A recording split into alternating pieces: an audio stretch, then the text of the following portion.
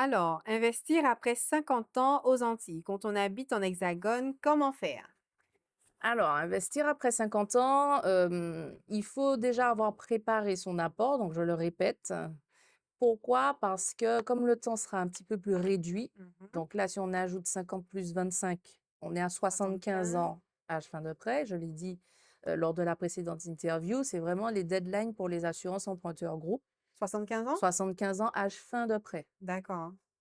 Sinon, après, on peut prendre des assurances groupes, donc extérieures aux banques, qui vont jusqu'à 80 ans. Mais il vaut mieux qu'on reste sur des périodes, comme je disais, où on travaille toujours, où on a Mhm. des revenus actifs, etc. Donc, la difficulté quand on est en hexagone, c'est que qui est-ce qui va faire les visites pour vous? Qui est-ce qui va sélectionner le bien, voilà, correctement, qui va voir les défauts, les trucs et tout? Quand on achète à distance, c'est vrai que c'est un petit peu compliqué parfois. Je recommande de se faire accompagner. D'accord. Donc, de temps en temps aussi se déplacer et Exactement, venir venir sur tâter le l'île, terrain, venir voilà. sur l'île, venir en vacances, programmer des visites avec des agents IMO quand vous êtes sur le terrain. Parce qu'en fait, acheter à distance, je trouve que c'est un peu compliqué. D'accord. Donc, c'est pas impossible. Il y a des personnes qui achètent des biens très propres, hein, d'ailleurs, hein, qui sont en bon état et tout. Mais si vous voyez qu'il y a un petit peu de travaux, que moi, je recommande quand même de se déplacer, de venir, Mm. tout. On peut également se faire aider de professionnels sur place qui feront des expertises. Ça, on le voit, des experts immobiliers qui se déplacent à votre place et qui vont faire un rapport d'expertise. Bon, là, c'est payant, évidemment, Mhm. mais qui vont faire un rapport d'expertise détaillé et qui, comme tu le disais tout à l'heure, si jamais il y a une malfaçon, si jamais il y a quelque chose de visible, d'étrange, qui va le noter dans son rapport. Et là, D'accord. vous serez informé, ce sera transparent. Mm. Donc, voilà, le retour que j'ai sur les personnes de 50 ans et tout, c'est que voilà, il faut avoir un apport conséquent. Il faut avoir préparé son projet pour pouvoir lisser sur les 25 dernières années qui vous restent. Et puis, il y a aussi la période sur la retraite parce que on va passer à la retraite du coup dans 15 ans. Quid des 10 dernières années? Quel sera votre salaire, enfin votre revenu à la Ouais. retraite? Si jamais, voilà, faut payer la traite et tout, si c'est un projet locatif qui s'autofinance, why not? Mais si c'est une résidence principale et qu'il faut sortir tous les mois de votre poche, il y a parfois moi je l'ai vu hein, à mon travail à l'époque, des professions, c'est notamment la dame que j'avais vue, c'était une profession libérale, infirmière libérale, elle avait dû retourner travailler. Parce qu'en fait, les charges étaient tellement fortes pour elle et elle n'avait pas anticipé cette perte de revenus Mhm. brutale, hein. Elle a perdu 50% Ah oui, quand de ses même. revenus, Ah, ouais. Ah oui, oui, ah oui, c'est profession énorme. libérale, ils perdent Ouais. beaucoup. Et elle a dû retourner au travail pour pouvoir payer ses prêts et tout, terminer les prêts. Et voilà, il y a cette notion de pénibilité de l'emploi et tout à prendre en compte aussi quand vous faites ce genre de décision, parce que quand vous aurez entre 70 et 75, est-ce que vous serez en capacité de continuer une petite activité à côté de la retraite et tout pour pouvoir arrondir les fins de mois? Donc, c'est pas impossible, mais tout ça est à bien mûrir en termes de projet pour ne pas ensuite regretter ça. D'accord. Alors, quelle est la liste des éléments obligatoires pour équiper un logement pour le louer en meublé? Alors, eh ben, écoutez, pour louer un meublé, ce qu'il faut, c'est le strict nécessaire pour que le bien soit habitable. Donc, tout ce qui est literie, table, couvert, tout ce qui est également, comment on appelle ça? Oui, j'ai dit chaise, table, couvert, literie, pour pouvoir habiter dans le bien. Et le plus simple, c'est de demander à ChatGPT de vous faire un listing et une liste de courses pour meubler votre bien avec les meubles et les fournitures obligatoires. Comme Quels sont ça, les vous êtes sûr de rien oublier. D'accord, et quels sont les avantages à louer en meublé que non meublé? Alors, la fiscalité n'est pas du tout la même. Ah oui. Ouais, le non meublé revient un peu plus cher en IR, Mmh. alors que le meublé permet d'avoir des amortissements et on compte un certain nombre de charges en plus sur l'imposition. Donc, on est du coup en dessous de 23 000 euros, on est en LMNP. Mmh. Et là, on a des abattements, etc., qui s'appliquent sur l'avis d'imposition, qui sont plus intéressants qu'en foncier normal, nu. D'accord, Voilà, en d'accord, nu. d'accord, En nu. d'accord. Ah, intéressant à savoir. C'est ça. Et donc, justement, c'est très important quand on calibre son investissement de réfléchir à toute sa stratégie en amont. Et c'est ce que je propose, moi, dans mon coaching, justement, c'est de réfléchir à tout ça avant, surtout personnaliser par rapport à la personne qui achète aussi, savoir sa profession, quand ses revenus-là vont s'ajouter à son imposition, à quelle sauce elle va être mangée, et voir avec un fiscaliste comment optimiser les choses au mieux et bien choisir son exploitation pour ne pas le regretter après. D'accord. Alors, c'est quoi le LMNP Mmh. et le LMP? Oui. À quel moment on est l'un ou l'autre? Alors, c'est ce que je disais à l'instant, c'est les 23 000 €. Donc le LMNP, c'est le loueur meublé non professionnel. Donc c'est D'accord. dès lors qu'on a 23 000 € de revenus fonciers à l'année. Alors, quand tu dis non professionnel, c'est-à-dire qu'on n'est pas en SCI? Oui, c'est-à-dire qu'on est en nom propre. On a D'accord. acheté un bien qui se loue, allez, 1 900 € maximum tous les mois. Là, on est à 23 000 € grosso modo de revenus annuels, ou alors on a 2 biens, à 950 €, 2 appartements Mhm. en nom propre à 950 € et on ne dépasse pas les 23 000 € de D'accord, revenus à l'année. d'accord. Là, on est dans une classification LMNP où on va appliquer tous les abattements, tous les trucs qu'il faut pour payer moins d'impôts. Comment on passe en LMP, donc en loueur meublé professionnel, c'est quand on dépasse cette barre des 23 000. Et là, on rentre dans une classification de professionnel parce Mhm. qu'on a beaucoup de revenus qui viennent de cette activité en meublé. Et là, on est à 30, 40, 50 000 € de revenus et on passe dans la catégorie des pros. Et là, ça change tout parce qu'on est obligé de cotiser, charges sociales, etc. Ah, Donc, on devient un vrai professionnel de l'immobilier à ces montants-là. Donc, il faut se former, il faut savoir ce qu'on fait, il faut prendre des experts, des rendez-vous avec des personnes évidemment qualifiées pour structurer tout ça pour mhm. vous, avoir un expert comptable compétent, etc., pour ne pas faire d'erreur. Parce que là, ben, les déclarations fiscales et tout, c'est particulier, il faut Ok, pouvoir le maîtriser. ok. Donc, quand on n'est pas du milieu et que par accident on bascule dans le MMP parce qu'on a fait plus de chiffres que les années précédentes, surtout se faire entourer, prendre un expert comptable, un fiscaliste pour tout de suite voir l'année d'après comment on déclare, comment on coche les bonnes cases pour ne pas se faire allumer après. Très Et important. garder évidemment toutes les factures, toutes les factures d'entretien, toutes les charges que vous avez sur le bien en question ou les biens. Gardez tout ça parce que c'est nécessaire à la comptabilité Ok. pour défalquer en charge. Wow. En fait, c'est tellement intéressant. Il y a tellement de choses à savoir, à découvrir. Mm. Oui. Alors, peut-on investir en immobilier en étant en situation de handicap? Oui, on peut investir en immobilier en étant en situation de handicap. Alors évidemment, on parle d'handicap moteur, hein, pas d'handicap cognitif, puisque bon, Oui. dans le cadre de la loi, on est obligé d'être en capacité juridique de pouvoir signer des documents. Donc là, on ne parle pas d'handicap de cette nature.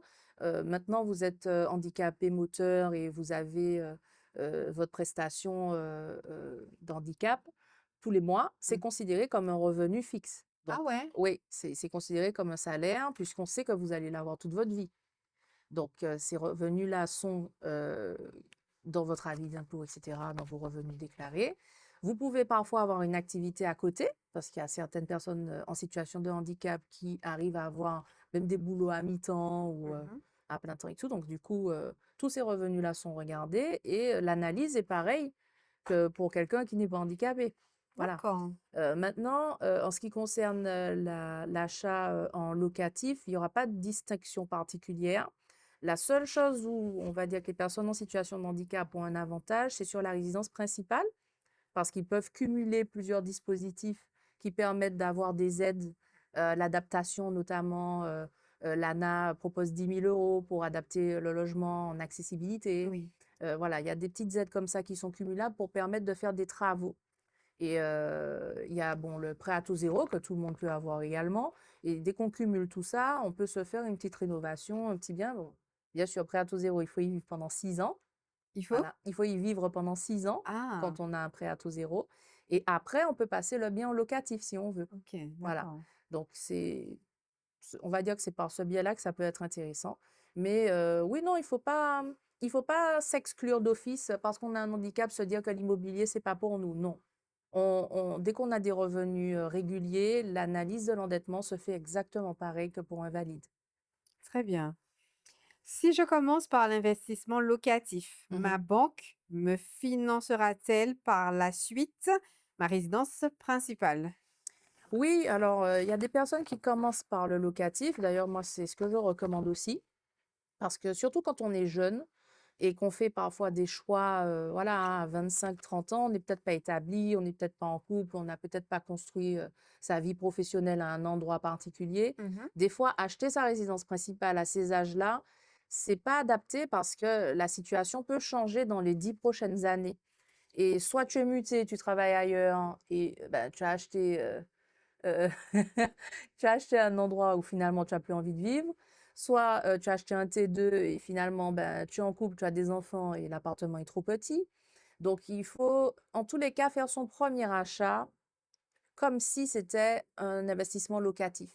Parce que par la suite, il faut que on puisse le louer pour pouvoir partir sur une option B. D'accord. Donc mon conseil pour les primo-accédants, c'est de vraiment réfléchir à votre premier investissement, même si c'est pour votre résidence principale d'abord, comme un investissement locatif parce qu'à terme, vous allez certainement le louer. OK? Donc, moi, je ne vois pas d'inconvénient à commencer par le locatif. Au contraire, j'ai des personnes qui ont commencé par le locatif et qui ensuite, 6-7 ans après, font leur résidence principale et au contraire, ça prouve à la banque que vous avez déjà fait un investissement rentable, que vous avez un patrimoine en construction, que le loyer rentre tous les mois et que ça s'autofinance et tout et ça montre qu'il y a, il y a des garanties supplémentaires que pour quelqu'un qui n'a rien du tout, c'est pas la même chose. Mhm. Donc, dans l'analyse des dossiers, j'ai même envie de dire que c'est à votre avantage d'avoir déjà un locatif qui tourne plutôt que de ne rien avoir. Donc, Après, c'est... en taux d'endettement, bien sûr, il faut faire attention Oui, à ne pas s'endetter au plafond pour ne pas avoir de quoi faire la résidence principale. Et c'est là où l'addition des revenus en couple va être déterminante. d'accord. Parce que si on a commencé en solo et qu'on ne s'est pas endetté beaucoup, on est à 20-25%, ça nous laisse au moins 10%, ça nous laisse une marge pour la résidence principale. Et quand on a monsieur qui s'additionne ou madame qui s'additionne à nos revenus, là, on change également le calcul du taux d'endettement. D'accord. Et forcément, bon, bah là, on peut dégager du pourcentage pour acheter sa résidence principale. Entendu. Alors, on va marquer la pause pub et on revient juste après. Et nous voici de retour dans votre émission Sans tabou, l'émission qui vous donne la parole dans le respect et dans la bienveillance. Donc, nous sommes avec Sabine d'Immopays et ce soir, nous parlons d'immobilier. Nous avons répondu déjà à quelques questions des abonnés. Mhm.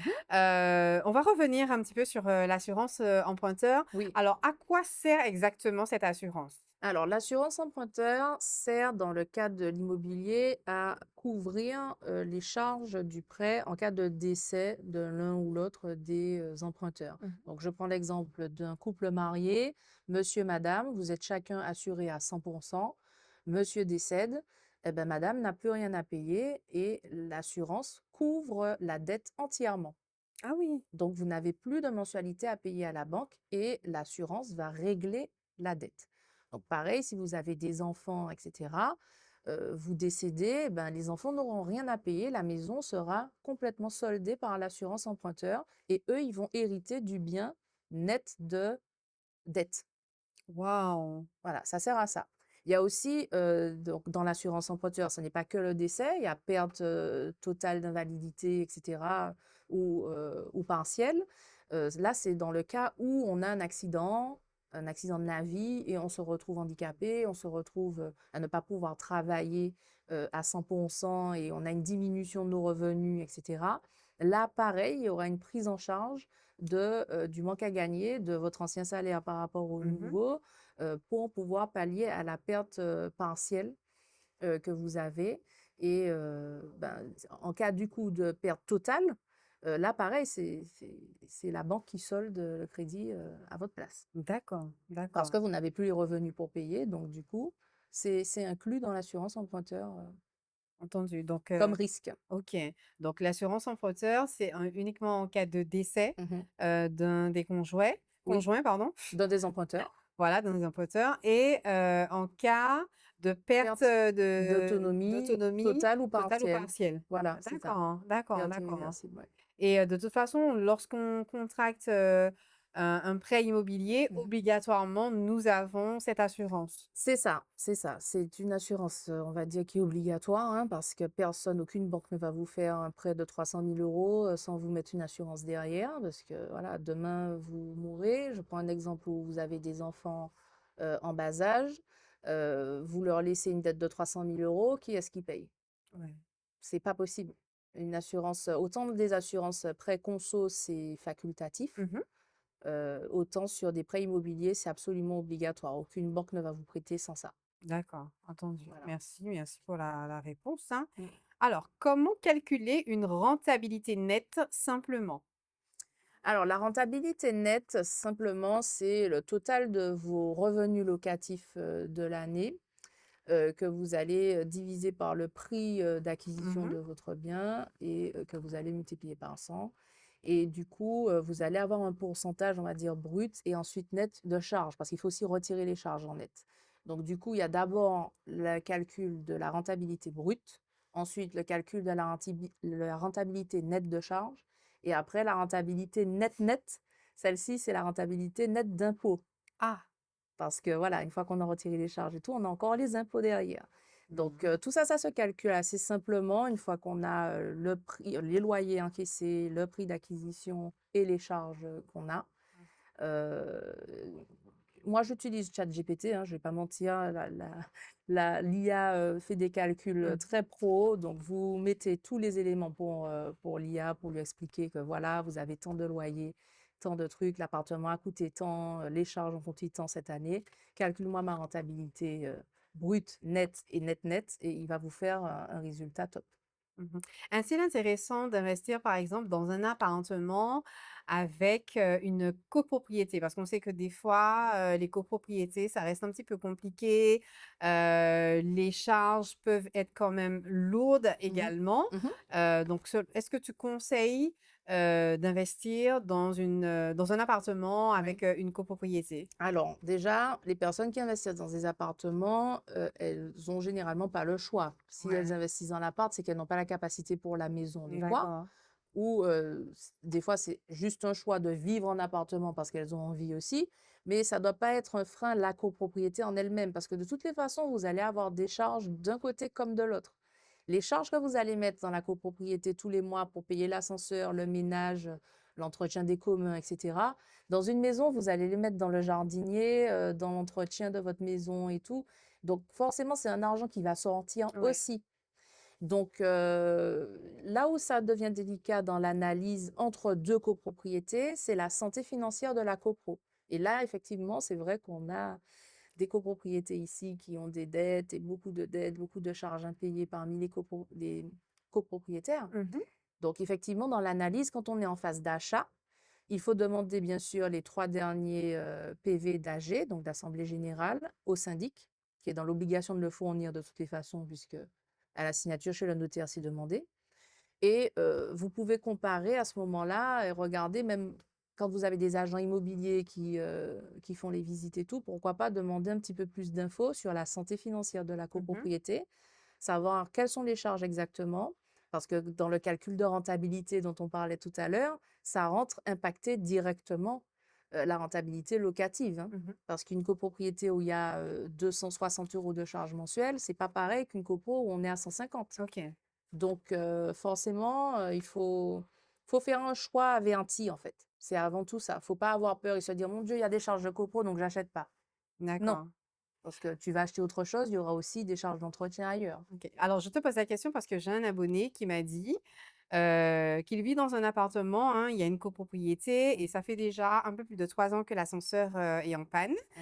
Il y a une facture qui a été mise, pour que chaque locataire, hein, copropriétaire du moins, puisse, Participe, participer. Bien évidemment, il y a des copropriétaires qui ne paient pas leurs dû. Donc, il voilà. fait que, ben, l'ascenseur est encore en panne. Donc, c'est Oui, pour ça que je oui. t'ai posé, Oui, ah oui, donc dès qu'on Faites est dans attention. ces cas-là, là, c'est délicat et il y a même des copros, des syndics qui passent en redressement judiciaire. Ah oui, quand Ah même. oui, oui, ça va jusque-là. Ça va jusqu'au redressement judiciaire et là, la justice met son nez dedans, commence à contrôler les comptes et tout. Et la difficulté avec ce genre de copropriétaires, c'est qu'ils se rendent pas compte que ben, là, maintenant, il y a des dispositifs où on va les rattraper parce qu'on peut demander la vente forcée de leur logement pour payer ses charges impayées. Ah oui? Ah oui, ah Ah oui, ouais, quand même. oui, oui, oui. Il y a des procédures particulières pour les personnes qui ne sont pas à jour de leur Leur charge charge? de syndic et tout, Mmh. machin.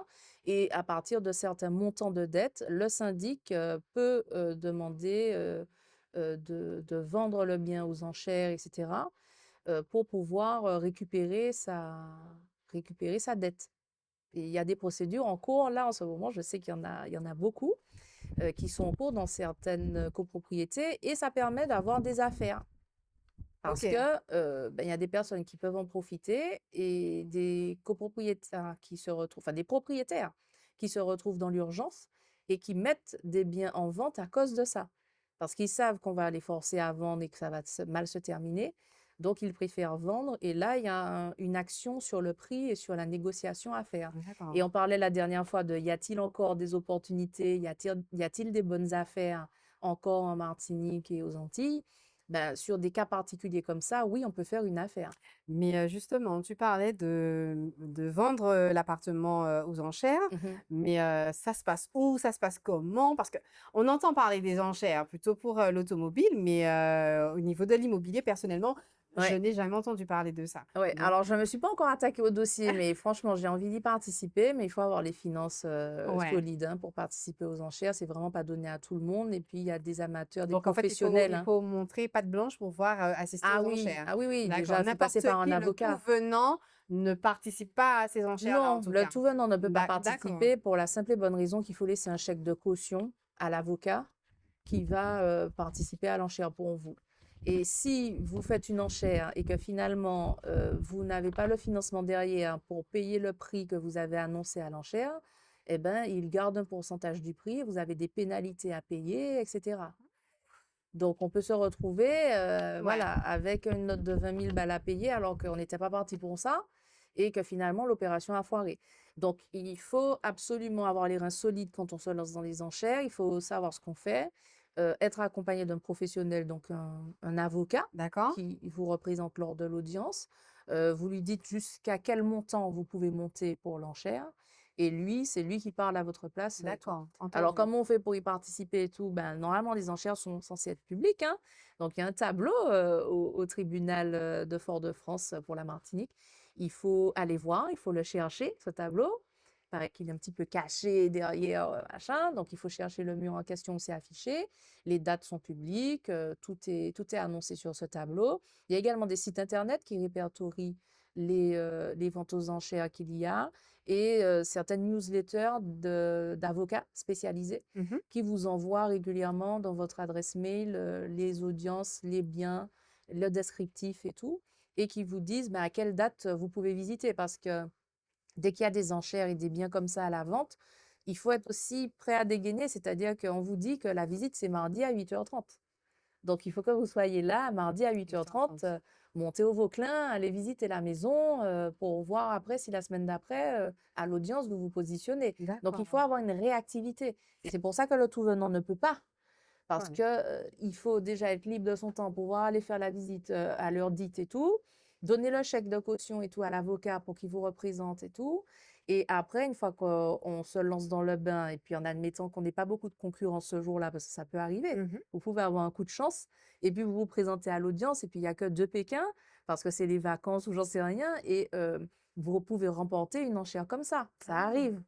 Bon, c'est c'est rare? voilà, c'est Ah! attirant, mais parce qu'en général, il y a des initiés qui sont là et dès que c'est vraiment une bonne affaire, ils se déplacent. Mais ou alors ils se font représenter par leur avocat et voilà. Mais il faut vraiment, voilà, faire les choses dans le bon ordre, avoir le contact, avoir l'avocat, avoir tout ça et les liquidités qu'il faut pour ensuite, pouvoir lever le prêt si vous faites un prêt ou payer cash si vous avez le cash. Mmh. Ah! Intéressant tout ça, j'étais en train de boire tes paroles. Alors, comment vérifier les travaux lors d'une visite quand on n'y connaît rien? Il me semble que tu as répondu à ça, hein? Tu avais dit qu'il Oui. fallait passer, par des Oui, experts, passer me par semble, des voilà. experts, des AMO, c'est ça. C'est-à-dire que quand, on n'y connaît rien, il faut absolument se faire aider d'un professionnel qui lui connaît. Voilà. Comme ça, ne pas faire l'impasse sur ce type de prestations parce que par la suite, ça va vous coûter cher. En immobilier, c'est en milliers d'euros, hein. Dès qu'il y a Mmh. des factures, c'est 2 000, 3 000, 5 000, 10 000 € d'un coup, hein, quand il y a des choses qui sont à reprendre et Mmh. des choses de structurelles et tout machin, ça peut chiffrer très, très vite. Donc du coup, il faut pas hésiter à, prendre, des AMO, des personnes qui s'y connaissent pour pouvoir pointer, toutes les petites choses, voilà. Mmh. Soit, pendant le chantier, soit en fin de chantier, mais bon, c'est mieux d'avoir un suivi, global des choses pour que les choses ne soient pas mal faites, quoi. Sinon, s'il faut tout refaire pour, non, OK, prenez l'assistance dès le départ. entendu. Alors, investir en Martinique, les pour et les contre. Sinon, investir ailleurs, est-ce mieux? Alors, effectivement, dans la diversification de son patrimoine immobilier, pourquoi pas regarder ailleurs? Parce que là, on a tendance à regarder le bout de notre nez et évidemment la Martinique, euh, le lieu où on réside, où on habite. Mais pourquoi pas en diversification, partir sur des destinations un petit peu plus exotiques, le Brésil, la République dominicaine, voilà, des îles ou des territoires un petit peu plus éloignés. Il y a le Canada. Il y a des possibilités diverses et variées. Pourquoi pas? Moi, je suis plutôt partisane de diversifier. Donc, on peut commencer par tout près de chez nous, voilà, chez nous même, pour se faire les dents et commencer à apprendre petit à petit comment ça se passe et se faire une Mmh. expérience. Et après, si on a un coup de cœur pour une destination ailleurs, why not? Moi, j'ai envie de dire oui, d'autant plus qu'on est gagnant au niveau du taux de change là, avec l'euro. Ouais. Quand vous achetez en République dominicaine, quand vous achetez au Brésil, vous faites des affaires. Franchement, il y a des maisons au Brésil à 100 000 €, vous avez une super baraque, hein. À 80 000 €, vous avez des appartements F3, F4. Mais justement, si quelqu'un veut investir, par exemple, comme tu disais, au Brésil ou ailleurs, Mhm. quels conseils donner à cette personne, ben, pour éviter justement, tout type d'arnaque, hein? Parce que Oui. bon, des fois, on a des promoteurs immobiliers, Mhm. qui proposent des biens et puis à l'arrivée, on se rend compte, Ouais, que quand on achète sur plan, et voilà. cetera. Ouais, ouais, ouais. Bah, écoutez, bah, moi, pour ce que j'en sais, c'est qu'il y a des agences immobilières qui sont spécialisées dans le domaine avec des agents locaux, hein, Ah, ici chez en nous? Martinique, chez Ah, nous. Oui, bien! oui, oui, oui. Ouais. Et qui représentent d'autres professionnels à l'étranger avec qui ils sont en partenariat et tout. Et donc, ils sont censés vérifier ces promoteurs pour faire en sorte que la personne achète. Et il y a même des voyages qui sont organisés Mmh. pour vous montrer physiquement que les appartements sont bien là. Bon, celui dont je parle, c'est surtout dans l'ancien. D'accord. Donc, du coup, on achète quelque chose de palpable parce que le bien est bien là. Mmh. C'est pas de la VFA. Et du coup, vous pouvez investir avec ces personnes qui sont professionnelles ici. Vous avez des contrats, voilà, hein, avec des avocats des deux parties, donc avocats français, avocats brésiliens, qui rédigent un contrat en bonne et due forme, Mmh. juridique et tout, pour que vous puissiez être propriétaire, avoir votre titre et tout. C'est vraiment très réglementé et il faut passer par contre par des professionnels. Il ne faut pas alpaguer un promoteur comme ça qui passe et lui dire «Eh, au fait, tu as plein de trucs à me vendre». Non, il faut essayer de passer par des personnes professionnels, agents IMO, agences immobilières, qui ont les bons contacts, qui ont les bons réseaux, qui ont vérifié la personne à l'arrivée, savoir est-ce qu'elle est crédible, est-ce Mmh. qu'elle est voilà, de confiance pour finalement signer en toute confiance. D'accord, Voilà. d'accord. Alors, investir en couple, faire une SCI? Si Mhm. oui, pourquoi? Alors, investir en couple, oui, on a déjà dit que c'est le mieux puisqu'on va additionner les revenus, et cetera. Ensuite, SCI, pourquoi ça peut être intéressant? Ne serait-ce que pour des questions après de gestion du bien. Parce qu'on peut être en couple aujourd'hui et puis plus en couple demain. Qu'est-ce qu'on fait quand on n'est plus en couple demain? Bonne question. Voilà. Quand on est en indivision, généralement, on est obligé un peu de revendre le truc parce qu'il faut que chacun récupère ses billes. Dans la SCI, on peut quand même rester associé. Ça n'empêche pas. On peut rester associé et je reprends l'exemple de l'immeuble de rapport qu'on a fait avec locaux professionnels et tout. bureaux, Mmh. profession libérale au rez-de-chaussée, etc. Si on a des loyers qui rentrent tous les mois et que le truc tourne et que l'opération est bien, en plus qu'on a des enfants ensemble, bah, la SCI est tout indiqué, ne serait-ce que pour la transmission ensuite. Donc, c'est pour ça qu'investir en couple dans le cadre d'une SCI, c'est intéressant parce que quoi qu'il arrive, ça reste une architecture pensée par des statuts juridiques où on anticipe déjà tous les cas de figure. On anticipe déjà si on se sépare, si machin et tout, qu'est-ce qu'on fait? Et on a la possibilité de personnaliser ces statuts et de mettre en place, bien avant la guerre, les dispositifs et les recours, machin, et qui peut rentrer dans le capital et comment les parts de SCI seront cédées, revendues, machin. On est en capacité de rédiger tout ça dans les statuts, déjà à la base. Donc c'est pour ça qu'effectivement, investir en couple, je recommande la SCI parce que tout est cadré dans un contrat. Mmh. Et c'est ça qui est intéressant. Et puis si on a des enfants ensemble, voilà, c'est plus intéressant aussi pour pouvoir ensuite donner les parts à ses enfants et tout. Donc, Ouais. c'est pour ça que c'est bien. Mais prenez conseil, toujours, avec un avocat, avec un notaire, pour savoir comment tout ça fonctionne et savoir surtout si c'est indiqué dans votre cas. Ouais, très important. Voilà. Alors, quand on veut investir, en immobilier, Mhm. est-il toujours conseillé de créer une SCI? Sinon, dans quel cadre, hein, faut-il, créer la SCI? Alors, j'ai envie de dire, quand on débute, Mmh. vaut mieux commencer en nom propre. D'accord. On va pas se compliquer la vie à faire des sociétés, machin. En plus, il faut trouver un associé. Qui est ton associé de confiance? C'est ton papa, c'est ta maman, c'est ton conjoint. Ok, tu t'entends bien avec ton conjoint aujourd'hui, mais est-ce que demain, voilà, tu ne sais pas. Donc, il faut commencer par le plus basique, moi je trouve, en nom propre. On commence son premier investissement comme Mmh. ça. Comme on l'a vu tout à l'heure, LMNP et tout, on a déjà l'habitude. Et au fur et à mesure des années, une fois que ce premier bien-là c'est remboursé correctement, on peut commencer à structurer. Là, c'est important parce qu'on aura déjà un premier bien immobilier. On pourra même éventuellement revendre ce premier bien immobilier-là à sa SCI et récupérer des liquidités au passage. Et tu vois, là, Ouais, tu seras déjà plus avancé, plus mature aussi dans ta vie professionnelle ou sentimentale et tout. Et tu pourras faire quelque chose de beaucoup plus structurant après. d'accord, Donc, SCI à tout va, non.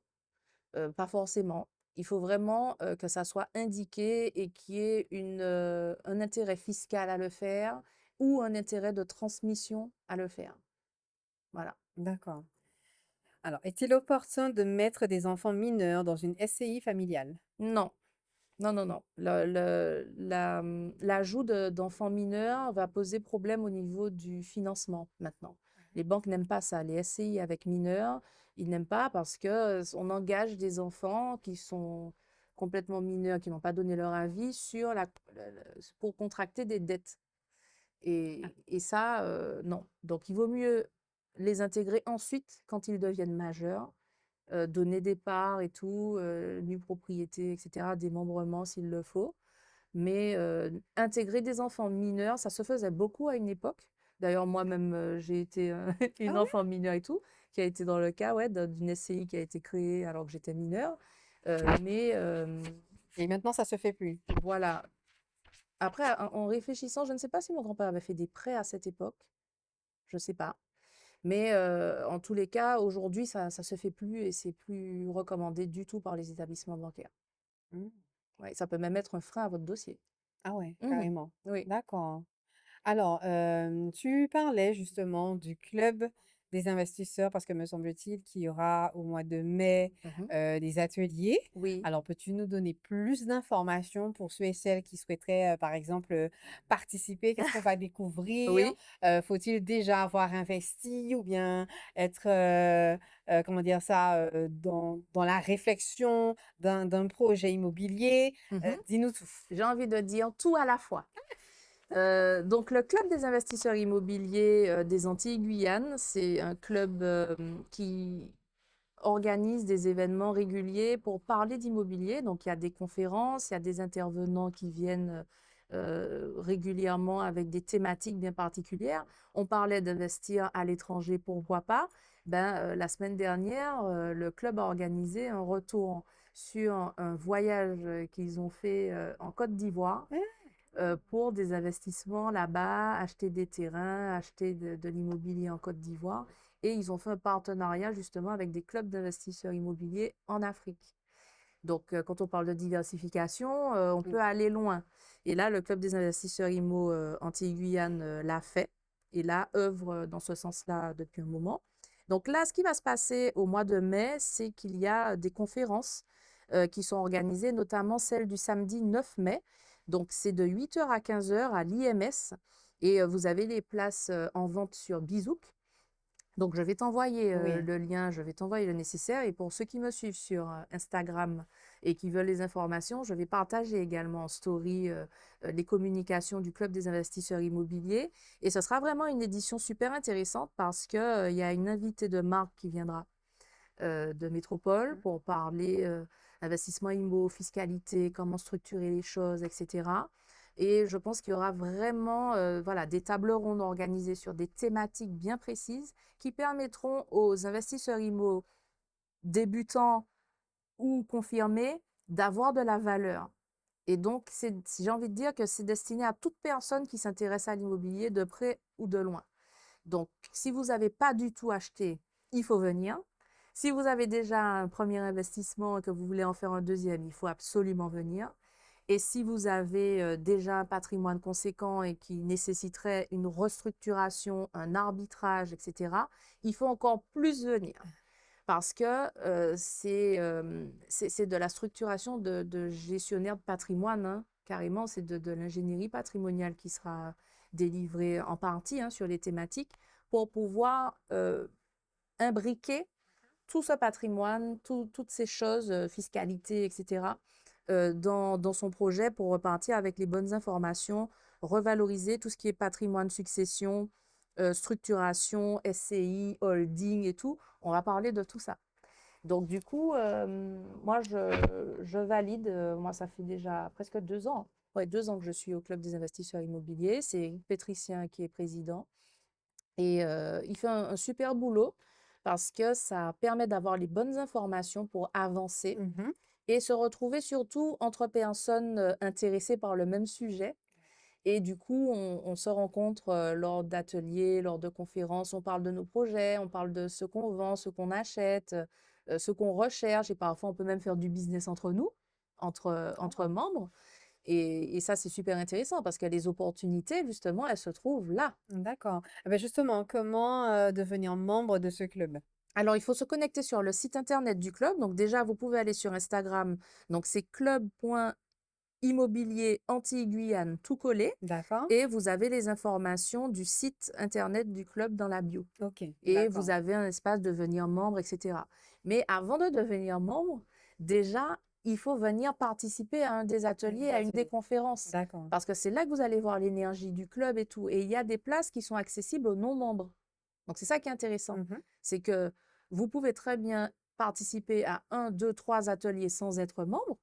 Donc, payer 40 euros à chaque intervention, Mmh. chaque réunion sur des thématiques. Et ensuite, si ça vous plaît, vous inscrire au club. D'accord. Voilà. Mais, pour être membre du club, là encore, pas besoin, d'avoir déjà Ah investi en non, non, non, immobilier? non, pas du tout. Il y a D'accord. des Si on est personnes qui encore dans sont... le flou, Ah oui, on mais peut au devenir contraire, membre? c'est maintenant. D'accord. C'est ça qu'il faut faire. C'est-à-dire que c'est quand on est dans le flou qu'il faut s'inscrire dans ce genre de club. Parce que justement, il y a beaucoup de personnes qui sont rentrées dans ce club en n'ayant rien du tout, en n'ayant rien acheté, et sont venues se former, sont venues prendre de la valeur, de l'éducation financière sur ce domaine, et qui maintenant sont multipropriétaires. Ah, génial. Voilà. Alors Sabine, tu nous disais, que tu proposes, des coachings. Mhm. Alors, ces coachings sont destinés aux femmes, Oui, qui veulent, investir. c'est Donc ça. tu les aides à réaliser leurs, projets immobiliers. Exact. Donc si jamais elles veulent te suivre ou bien te contacter, Mhm. elles font comment? Alors, elles, s'inscrivent, enfin s'inscrivent, elles me suivent sur Instagram, donc ma page c'est Sabine Imo Pays, Mmh. pays en créole, P-E-Y-I. D'accord, Et ben, déjà, il y a un premier lien dans ma bio pour prendre un rendez-vous diagnostic d'accord, téléphonique. Donc, c'est un rendez-vous d'une heure conseil où on voit ensemble qu'est-ce qui est faisable dans leur situation. Je conseille sur la stratégie, je calcule avec elles l'endettement, etc. Enfin, on regarde qu'est-ce qui est dans leurs possibilités et comment arriver au résultat. d'accord. Au final, elle me dit: «Je veux acheter un appart de temps en temps» et je lui dis: «OK, ça c'est faisable, ça c'est pas faisable. Si tu veux faire ci, il faut tant d'apports. Si tu veux faire ça, machin» et après on réfléchit également rapidement à la stratégie de location et cetera. OK, Donc ça, c'est le 1 point d'entrée. Après, j'ai également une formation en ligne, en e-learning avec 24 modules, qui sont déjà, actuellement en commercialisation. Je suis en train de terminer, les tournages. Donc j'ai déjà, quelques inscrites, qui ont pris les modules, en cours et donc ça, c'est pour les personnes qui veulent se débrouiller seules, mais qui ont besoin quand même de la connaissance. d'accord. Donc on balaye l'investissement immobilier de A à Z sur les 24 modules pour savoir, voilà, comment acheter, choisir le bien, gérer les travaux, gérer la fiscalité, optimiser après, etc. Vraiment, les 24 modules traitent de tout ça, calculer sa rentabilité et tout et tout. Et après, il y a la partie coaching où là, c'est un système de package de visio que je donne sur 6 mois ou sur 1 an. Mmh. Et là, il y a le contenu e-learning qui est compris, évidemment, D'accord, et des visios et des conversations avec moi en one-to-one, où on rentre vraiment en profondeur dans l'analyse et dans le projet de la cliente pour savoir qu'est-ce qu'elle peut faire, comment lancer son projet, comment faire son dossier bancaire. Je fais le dossier bancaire avec elle. d'accord. Et comme ça, tu arrives armé devant la banque pour dire, bon ben voilà, mon dossier a déjà été calculé, la rente est bonne, tout est bon, tout a été, euh, on va dire, anticipé à l'avance Mmh. pour présenter un dossier propre avec tous les calculs et tous les chiffres dont la banque a besoin pour étudier son financement. Et puis après, on discute de tout ce qui est mise en location, etc. La D'accord. stratégie, quel tarif mettre et tout, comment chercher ses locataires, comment mettre son bail et tout. Enfin, voilà, on rentre vraiment dans des détails jusqu'à ce que ça tourne, quoi. OK. Eh bien, en fait, maintenant, vous savez quoi faire. Vous savez où trouver, Sabine sur les réseaux sociaux, ben, afin de vous faire accompagner. Mhm. Alors, nous sommes arrivés à la fin de l'émission. Je vous souhaite une excellente soirée. Je vous dis à très bientôt et on se retrouve du moins dans 2 semaines pour une nouvelle émission Sans Tabou. Gros À bisous. Bye bientôt! Bye bye. bye tout le monde!